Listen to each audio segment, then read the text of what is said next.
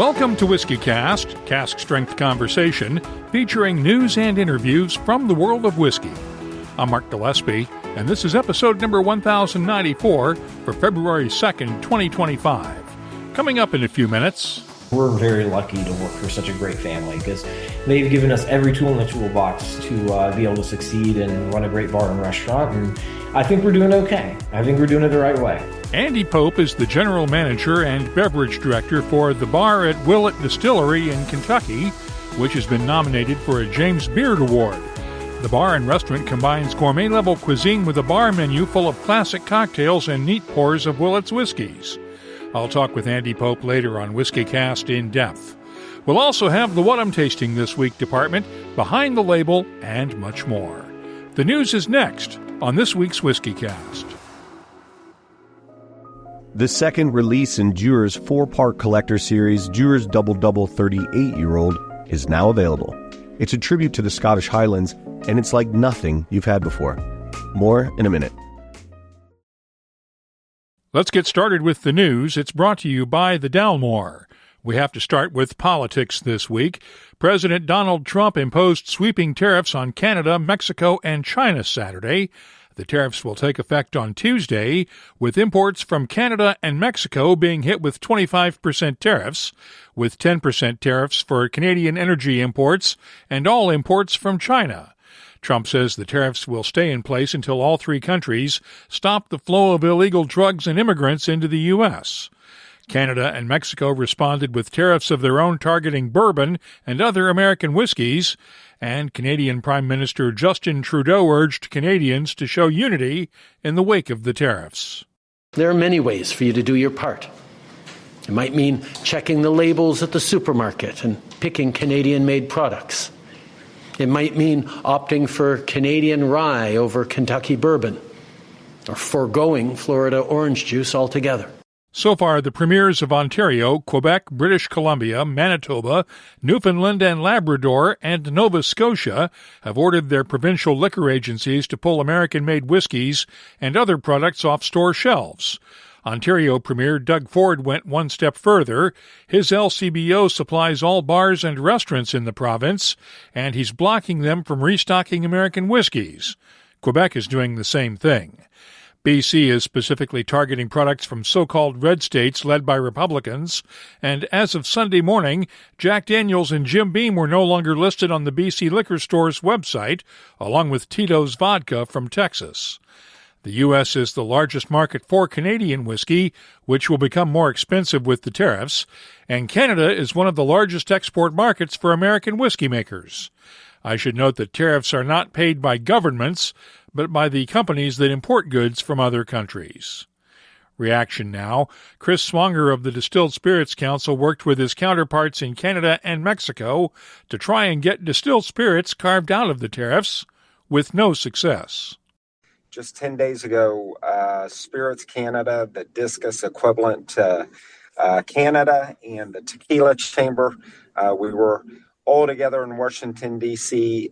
With a variety of meetings with key members of Congress, the Canadian ambassador, the Mexican ambassador, key members of the administration as well. And we're just going to work hard. Hope cooler heads will prevail. No doubt this is going to have a big impact on our industry, north of the border and south of the border as well. What about the decision by several premiers to remove American-made liquors from their store shelves in protest? What is that going to do for American whiskey makers? Well, that is truly unfortunate, and to be honest with you, it doesn't make a lot of sense because that hurts province and Canadian revenues. It's going to enrage Canadian consumers as well, and that's not a tit for tat. And what's most important for everybody to hopefully appreciate and understand, and we are going to be making these arguments, have been and will continue to be, the distinctive nature of distilled spirits product are going to be something that we're going to help the Trump administration understand, the Canadian government, and the Mexican government. You can only make tequila in Mexico, as we know, in American whiskey in the United States, and the same with Canadian whiskey. Canada exports 500 plus million more than the U.S. exports to Canada, 200+ million. So the Canadian hospitality industry and the Canadian whiskey industry has much more to lose. We're all going to lose. This is a lose-lose proposition. We're going to need everybody's help in the industry to rally, get engaged on platforms like Spirits United. That's our grassroots platform. Note that Discus is going to be working hand in hand with the Tequila Chamber and Spirits Canada to try to get calmer heads to prevail. Discus, Spirits Canada, and the Tequila Chamber issued a joint statement Saturday decrying the tariffs, saying they will hurt an already suffering North American spirits industry. American whiskey makers will also be affected by the tariffs if they use grain imported from Canada or bottles from Mexico. Brown-Forman is changing the way it runs its Glenglassaugh distillery in Scotland. The entire production team at the distillery was laid off this week, and it will now alternate silent seasons with Benriach Distillery, with the Benriach production team working at both distilleries. The layoffs are part of Brown-Forman's plans to cut approximately 12% of its global workforce, or around 600 jobs. Diageo is cutting back operations at its Stitzel-Weller Distillery campus in Louisville, Kentucky. While the distillery itself has been closed for many years, Diageo runs a bottling line there and has a visitors center for its Blade & Bow, Orphan Barrel, and I.W. Harper whiskies. The bottling line will close in April, affecting 33 jobs, and Diageo plans to stop warehousing maturing barrels at Stitzel-Weller. Warehousing will move to Diageo's Bullitt distilleries in Shelbyville and Lebanon, Kentucky. There will still be a small amount of whiskey produced and matured at Stitzel-Weller for sale exclusively at the Garden and Gun Club Visitors Center. Meanwhile, Diageo will invest $415 million to build a new manufacturing and warehousing plant in Montgomery, Alabama. The plant is currently under construction and will open later this year with around 100 new jobs. Elsewhere, London-based Berry Brothers and Rudd plans to cut about 30 jobs because of tough market conditions. The drinks business first reported the move this week, citing higher national insurance costs and declining sales at Berry Brothers' Hodling and Company unit in the U.S. The company employs around 400 people worldwide. Ireland's Chapelgate Whiskey Company suffered a setback in its expansion plans this week. Ireland's National Planning Board rejected the company's appeal to build a new maturation warehouse in County Clare. Local county councilors rejected the application last May, citing the poor road network in the area and the potential impact on the Cliffs of Moher Special Protection Area. Let's talk about some positive news for a second. Aberdeen hasn't had a whiskey distillery of its own in many years, but planning permission has now been granted for construction of the new Bon Accord distillery along Aberdeen's waterfront. The distillery will be built at the old Bon Accord Drinks Factory, with construction to start this summer. Ireland's Blackwater Distillery has sold its Velvet Cap Irish whiskey brand to a Dutch company. The move will allow Roco brands to enter the Irish whiskey category. Blackwater revived the Velvet Cap brand in 2020. Its history dates back to 1880. Blackwater will continue to produce Velvet Cap for Roco under a supply contract. Turning now to Australia, Nant Distilling founder Keith Batt appeared in court this week on fraud charges stemming from his former distillery's cask investment scheme. Batt faces 736 charges, ranging from 2007 to 2016, when his scheme collapsed after investors found that barrels they had purchased from Batt were never filled with whiskey. The distillery later went into administration and is operating under new ownership today. Batt did not enter a plea Wednesday. His next court appearance is set for May. We reported last week that Rosebank Distillery manager Malcolm Rennie is moving to Islay to become the manager at the Lagan Bay Distillery that's currently under construction. Now, Ian MacLeod Distillers has named Rennie's successor at Rosebank. Former Bladnoch head of distilling Neil Bullock is moving back home to take over at Rosebank. He's a native of the village of Menstrie, just 15 miles away from Rosebank. Finally, Glenmorangie has launched a new ad campaign featuring actor Harrison Ford. The 12-part series takes Ford to Scotland to film a Glenmorangie ad. Here's part one. Hey, Darren. Can you hear me? It's Harrison. I'm going to Scotland. Okay, how come? I was meditating. You meditate? There's a lot about me you don't know. So, I saw it. A castle. I lived in a castle. And there was this warm fire and a cozy chair. And it was nice. So that's it. I'm going to Scotland. But I'm not doing all that action man shit that they want. But I will sit by the fire and drink amazing smooth Glenmorangie single malt whiskey. Relaxed. Happy. Great. The real me. Mm-hmm. What is the real you? A ray of sunshine. Harrison, the real you is grumpy. I'm not grumpy. Make some calls. Give me a castle. Grumpy?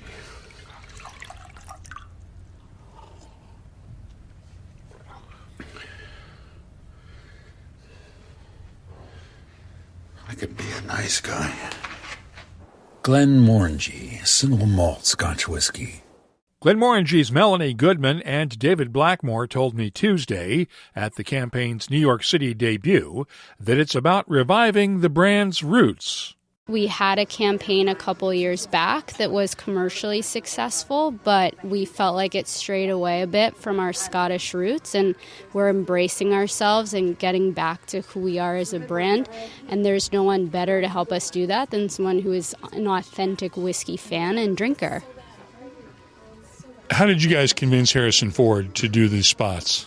I think it was getting liquor to lips. I mean, literally, he's a whiskey fan, and he just needed to be reassured. He was familiar with the brand, but not, deeply ingrained as a Glenmorangie drinker. So it was getting liquor to lips and reassuring him the quality of our whiskies, and he fell in love with it. And like we said, he doesn't really do advertising, so he has to really believe in the brand if he's going to get involved.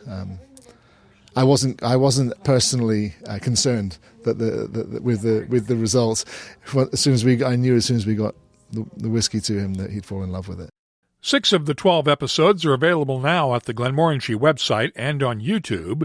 The rest will be rolled out over the next 3 years of the campaign. You can keep up with the latest whiskey news all week long at whiskycast.com and in the WhiskyCast community app. The news is brought to you by the Dalmore. Hello, Richard Patterson here, Master Distiller, Master Blender for the Dalmore.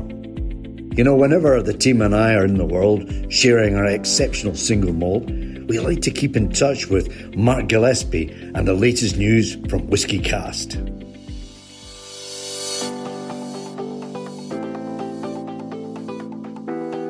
Let's check the calendar and see what's happening around the world of whiskey. The Whiskey Exchange in London has a winter exclusives tasting at its Great Portland Street shop this Thursday night. The Atlanta Winter Bourbon Festival is coming up on Saturday. The Maritime Spirits Festival is February 13th in Halifax, Nova Scotia. Tickets are still available for the Brandy Library's Great Bourbons tasting on the 15th in New York City. The Whiskey Wonderland Festival runs from the 20th through the 22nd in Ottawa, Ontario, and the Fraser History Museum in Louisville presents Better Together, celebrating bourbon with Watch Hill proper on the 20th. Finally, Dramfest 2025 takes place February 28th through March 2nd in Christchurch, New Zealand. If you're organizing a whiskey event, let us know about it. We'll add it to the calendars at whiskycast.com and in the WhiskyCast community app. Dewar's Double Double 38-year-old is the second release in a 4-part limited edition collector series honoring Scotland's most legendary whiskey regions. This rare blended malt, a tribute to the Upper Scottish Highlands, is crafted from nearly 4-decade-old Highland and Islay whiskies. It undergoes Dewar's unique 4-stage aging process with a final finish in Pedro Jimenez sherry casks from the prestigious Royal Brackless single malt. The finish invites you to explore your own tasting notes, but for me, there's incredible depth, with rich layers of vanilla, toasted cereals, dried figs, plums, dark chocolate, and a subtle hint of Islay smoke, all beautifully balanced. To truly elevate this tasting experience, Renowned chef Gabriel Cruther, in collaboration with Jewers, has created an exclusive selection of custom chocolates. Crafted from the world's finest ingredients, each piece is infused with a few precious drops of Jewers Double 38-year-old whiskey, making this a luxurious and unforgettable pairing. Now available, this exquisite pairing of whiskey and chocolate promises to deliver an unforgettable experience. Please drink responsibly. Copyright 2024. Jewers is a trademark. Imported by John Dewar & Sons Company, Coral Gables, Florida. Blended Scotch whiskey, 48.8% alcohol by volume. This week on WhiskyCast In-Depth, the bar at Willett Distillery in Bardstown, Kentucky is about to get a lot more crowded. It's now been nominated for a James Beard Award. I talked with General Manager Andy Pope after the nominations were announced this week. So tell me what it means to you to be a James Beard Award semifinalist. Surreal.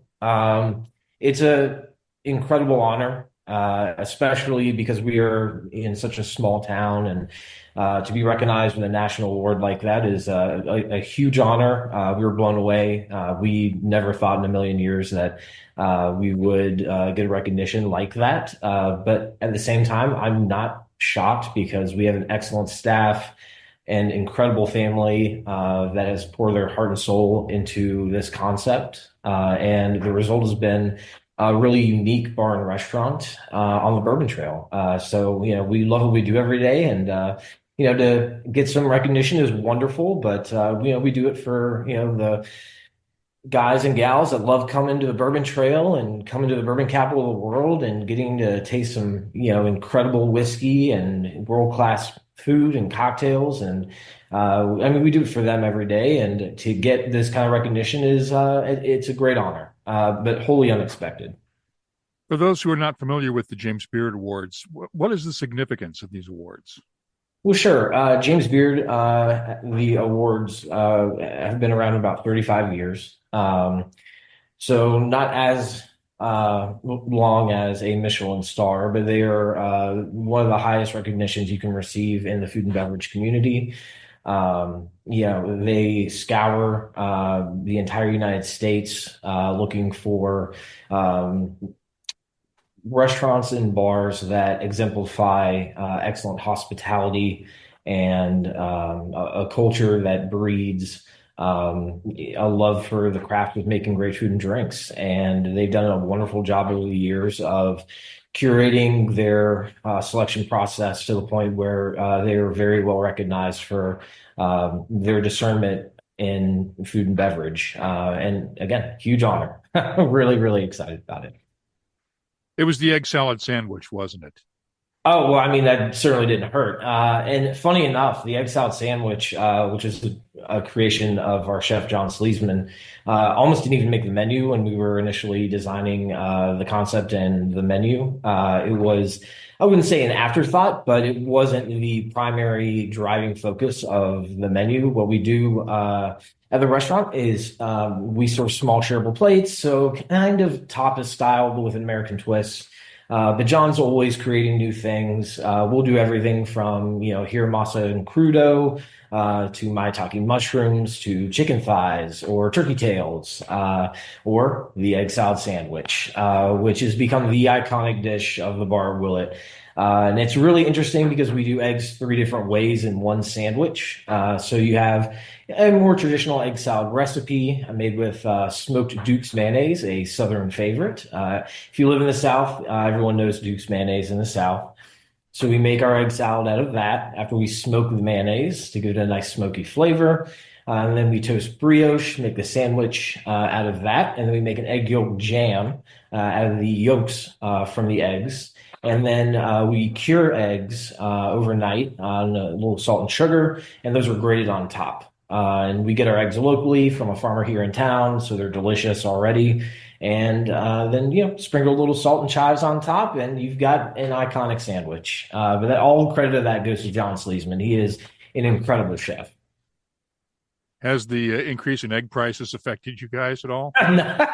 Well, fortunately, we get our eggs locally, so we really aren't going to have that problem. It's one of the nice things about working with a lot of local farmers is that we're able to procure a lot of our produce from them at a reasonable price. So the nationwide egg and chicken issue is hopefully not going to affect us at all. So we can continue serving our sandwich without any issues. How did you curate the bar program originally when the bar opened? Yeah, great question. So that was done in conjunction with Britt Colsveen and Drew Colsveen.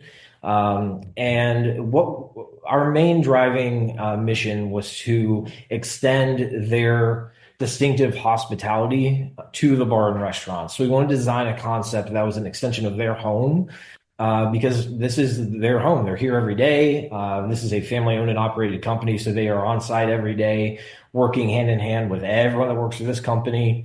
And what we wanted to do was basically just make an extension of their kitchen at home, and allow guests to experience their hospitality on a day-to-day basis. For the bar program, we wanted to focus on timeless classic cocktails and neoclassic cocktails. We still do a lot of innovative stuff. I mean, we'll do clarified milk punches, we'll do ultrasonic infused beverages, but we really wanted to put an emphasis on timeless classic cocktails, because cocktails have, they've gone hand in hand with whiskey production for almost 200 years. And I wanted to honor all the barmen and bar ladies that have come before us by making cocktails appropriately. And that starts with using proper ice, which is a signature of our program here. We have an ice program on site. So every cocktail that we make is with hand-cut ice that's clear. We have an ice production facility. We're paying attention to temperature and dilution in all of our cocktails. And just paying attention to those small things makes her an excellent classic cocktail. I get much more enjoyment out of making someone their first properly made Manhattan than I do my own twist on a Manhattan, if that makes any sense. I can imagine that it must be difficult to convince people to try a cocktail when they want to try a neat pour of Willett when they come to the distillery. Well, absolutely. And what I always say is that, there's no reason that you can't have the best of both worlds. So, when you're on the bourbon trail and you're going from distillery to distillery, not everyone's accustomed to drinking that much whiskey, especially our Willett family estate whiskeys, which are obviously at cask strength because they're single barrels. That's usually not something that every consumer and every guest is going to enjoy drinking a lot of. So a nice cocktail is a good change of pace and, slow down a little bit. We also have an excellent wine program as well, focusing on natural wines, anything fun and interesting. And, you can have a great cocktail, a wonderful glass of wine, or an excellent pour of whiskey. I mean, that's a beautiful thing about Bar and Willett is we've got literally anything that you're looking for. So, if you're if you're just along for the ride and your boyfriend or husband drug you on the bourbon trail and you're not necessarily all that keen on 130 proof whiskey, well, fantastic. I'll make you an Aperol Spritz, or whatever you want. My cocktail list is very deep. We pride ourselves on mastering classics and neoclassics, like I said earlier. And so that list is over 400 cocktails deep. Obviously, those aren't all memorized, but my bartenders are very adept at doing what we call omakase bartending, which is talking to the guests, getting to know them, which again is an extension of hospitality. And during that process and exchange, we're able to discern kind of what you're looking for to drink. And so we try to do that for every guest that comes through the door. We just want to give you an excellent experience, a wonderful lunch, and then, maybe a little bit of education while you're here too, which is really what I love doing more than anything is, talking about the history of whiskey and Willett and cocktails and, maybe, giving you a little piece of knowledge when you go to your next bar, your home tavern, back home. Or your next stop on the bourbon trail. Exactly. And there's some great bars on the bourbon trail. They're great restaurants. I've been here about 6 years. I moved here from Washington, D.C. And in the last 6 years, we've just seen an incredible explosion of wonderful bars, restaurants, nightlife.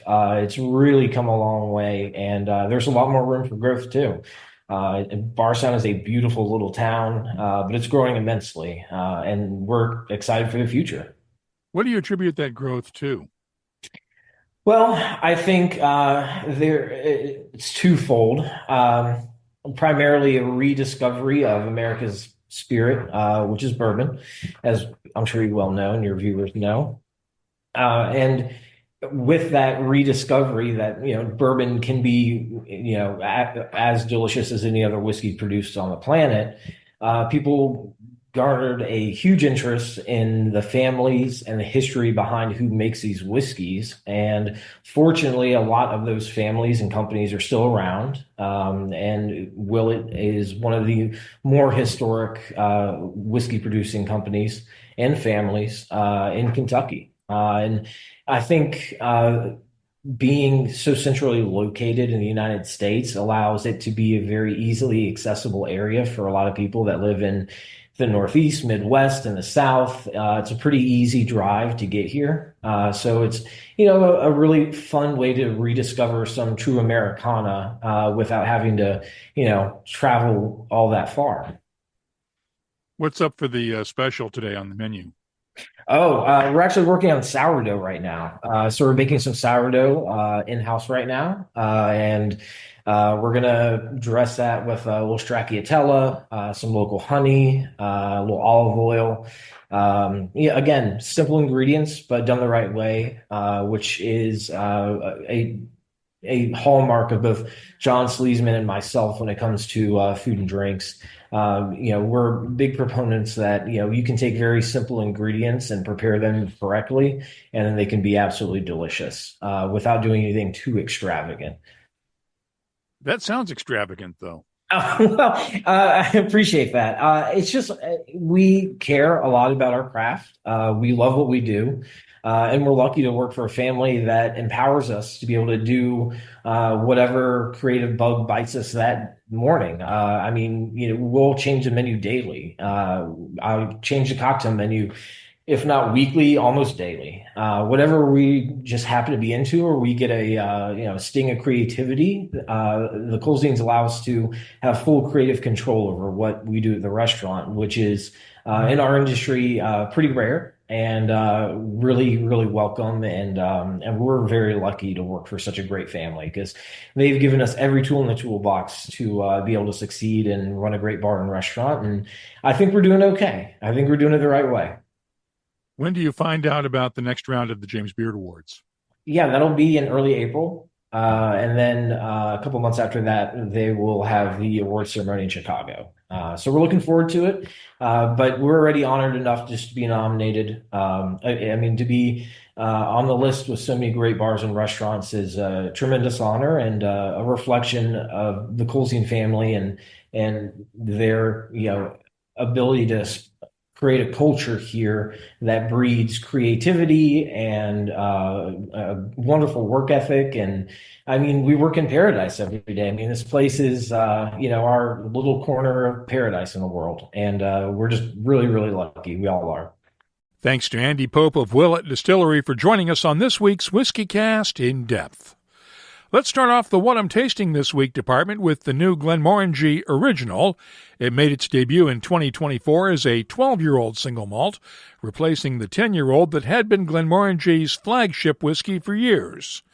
It's still bottled at 40% ABV, but the nose has the same citrusy fruitiness, along with peaches, fresh berries, and vanilla. The taste has notes of vanilla pods, a fruity and floral character, orange peel, and citrus fruits. The finish is long, tart, and fruity with a creamy mouthfeel. I'm scoring the new Glenmorangie Original a 92. Let's take a look now at one of the whiskeys that will be subject to U.S. tariffs starting Tuesday, the Crown Royal Single Malt Canadian Whisky. It's bottled at 45% ABV, and the nose is malty and biscuity with honey and vanilla. The taste is somewhat flinty with notes of stone fruits, roasted nuts, and honey. The finish is long and malty, and I'm scoring the Crown Royal Single Malt a 91.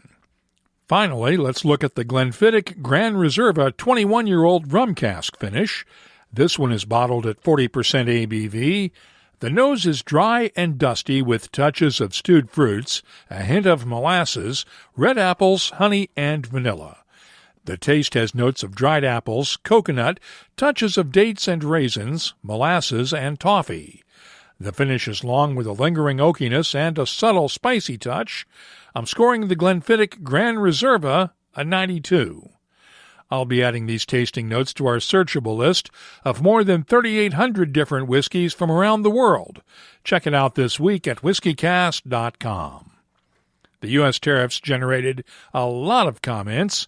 Let's open up the inbox now for our community segment. Rick at the Whiskey Zone posted this on Blue Sky. I don't envision this ending well for anybody. Thomas McKenzie posted this on Facebook. I'll be honest, the tariffs and what it might do to the whiskey business does have me worried. From Paul Mills on Facebook, a tax on the people marketed as a tax on foreigners, and the people bought the guys. The Canadian drink industry is unique in that the government controls distribution and purchases. They have a much more immediate lever to pull than tariffs. Canuck Sloth posted this comment in the WhiskyCast community app in response to Ontario Premier Doug Ford's move to pull all American-made whiskeys and other alcoholic beverages from Ontario's store shelves and restaurants. That's going to be hard with the EU tariffs looming, Russia on sanctions, etc. The U.S. could face a situation where you see the countries facing tariffs from the U.S. pull U.S. products and replace them with all the products made in other countries that the U.S. also put tariffs on. We also had a lot of comments on Brown-Forman's decision to lay off its production staff at Glenglassaugh and share operations with Benriach. Alan Chanel posted this in the app. Sad. Makes you wonder why this wasn't mentioned along with the closing of their cooperage and what else may be closed in the near future. And finally, we had a couple of comments on last week's interview with author Drew Hanisch and his book Whiskey Lore Volume 1. Chris Sebastian posted on X, just heard him on WhiskyCast, I'm going to have to pick this up. And Jacob Kuiper responded with this, I just finished the first chapter, this is going to be good. Hope you enjoy the rest of the book, Jacob. If you have a question, comment, or suggestion, we'd love to hear from you. Download the free WhiskyCast community app from your app store and join the conversation. You can also find us on Blue Sky, Threads, X, Instagram, and Facebook at WhiskyCast, and the email address is comments@whiskycast.com. Let's close out the show now with Behind the Label, our look at the history, science, and people who make whiskey unique. You've probably heard of sherry butts, port pipes, and hogshead casks, but what about a cigar cask? It's not a cask that's been used for drying tobacco, but instead it's a cask that looks like a cigar. Heaven's Door master blender Alex Moore used cigar casks to finish the whiskeys for Bob Dylan's Bootleg Series Volume 6 and told me what they add to the whiskey. Just like the name, it's elongated, so it's actually smaller than your standard 53-gallon cask, but not by much. It's like 48 gallons. It's very close, and they're usually made in such a way, handcrafted in such a way that it's not an exact volume within it. They all vary a little bit, but it's pretty close to 53 minus a few gallons, and it's like a pencil. It's long and thin. Giving it a lot more surface area, especially since we're doing the secondary finishing, so that evaporation doesn't accumulate over time, and giving it more head space. So we end up with a ton of surface area, which is what played in with this one. And it's a tough balancing act because then you end up with too many tannins, especially on an old product. Ours was a blend to 12, 13, and 14-year-old wheated bourbon. But it was a lot of fun to play with. Moore's cigar casks were made from European oak, which adds its own flavor notes to the final whiskey. If you have something you'd like us to look at on an upcoming episode, just get in touch with us.